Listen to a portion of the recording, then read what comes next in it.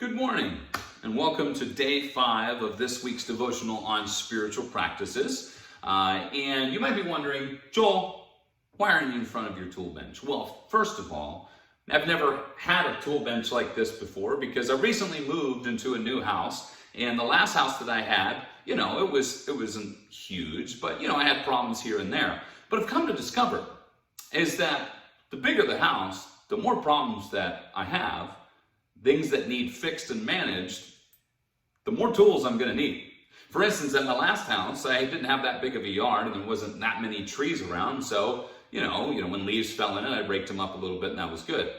But now, my yard's much bigger and there's a lot more trees. And so during this fall, a lot of leaves have fallen. So I had to, of course, get a new leaf blower, right? Everybody needs one of those if you're in my situation.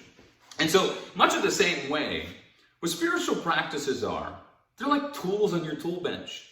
As life goes on and as things come and go and as circumstances happen and some big, some small, it's good to have certain tools in your tool bench in order to turn to when you need them in a particular moment. And so, I'm going to run through a quote and a list of some of those spiritual practices that the author has in mind. But here's the deal. Over the course of the next several weeks, we're going to be talking specifically about these and spending some time, understanding what they are and then how to go through them. And so let me read this quote to you real quick. He says this. He says, "Now think about which spiritual practices would bolster your life as a follower of Jesus." And in a minute, I'm going to read this list, and he wants the readers to maybe identify 3, have a starting place. Discipleship, again, means living in awareness of God's grace and goodness. We talked about that on day 1. Of whom he has given you to love, and of his voice of guidance and instruction.